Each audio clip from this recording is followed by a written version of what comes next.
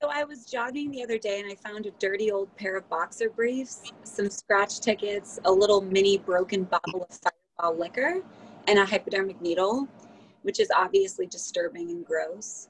But I'm thrilled that my ex has taken up jogging. Ladies, contrary to popular belief, there's actually an upside to dating a drug addict. It makes you a very simple, patient, non-materialistic person because they steal all of your shit and they sell it. So. All fun and games dating a bad boy until you're driving around with 3 missing hubcaps.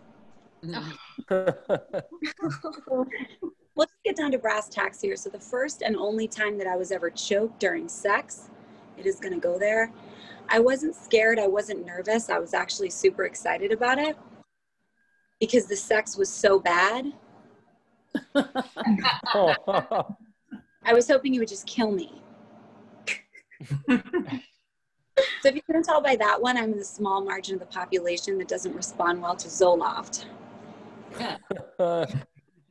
He said, why is it so hard for you to orgasm? Why is it such a challenge for you? And I had to explain to him that antidepressants, SSRIs, cause you to have a dip in your libido.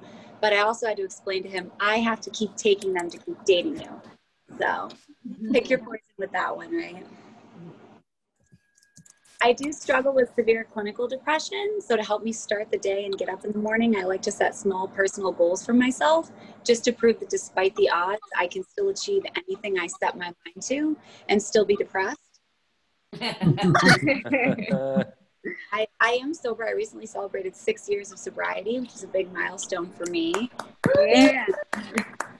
Thanks. There's a lot of things I miss about drinking. One of the main things is that nice, warm, loose initial buzz feeling you get, you know, like right before you ruin your life. I do a lot of bar shows and the bartender will say things like, you always get Red Bull, you know, mix it up a bit, throw some cranberry juice in there. And it's okay. It's just not the same flow. I feel like the reason I chose the path to sobriety is because there's nothing worse than a sloppy, angry, inebriated, drunk person in your face trying to start an argument with you. It's like, lay off, mom. My parents are great. They've been married over 35 years, and I attribute that to the fact that they complement each other well, because my mom drinks during the day and my dad drinks at night. If there's ever an emergency, they're both covered. Marriage is all about teamwork, right? So I highly recommend when you're older, for personal reasons, financial reasons, to move back in with your parents for a while, because it'll give you a newfound respect and better understanding of elder abuse. My mom's getting older and she keeps saying, you know, I don't want to get old and really sick. So if I get to that point, do me a favor, put me out of my misery and just push me down the stairs. So you see where I get my clinical depression from. And I just say, you know, Mom, look, I love you so much and we don't have to wait. I spend a lot of time with family. I watch my nephew a lot. He's almost 3 and he likes to do this funny thing where he likes to go poop under his toy basketball hoop in his playroom. And I have to say things like, Colin, dude, you can't do that. That's my spot. Which would be a good way to segue into the fact that I am single. There's a lot of differences with being single at 36 versus when I was 26. One of the main things is when I was 26 and someone would reject me, I used to say things like, but why? Why don't you like me? And at 36, when somebody rejects me, I say things like, exactly. On the same page there.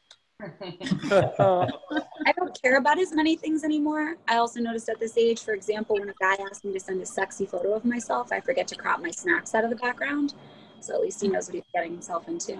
But one of the greatest challenges of my being sober is this thing called sober sex. I don't know if any of you have ever had it, but it's super awkward.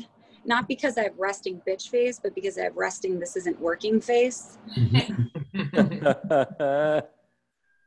And I'm Cher. Thank you guys so much. Cher Lynn.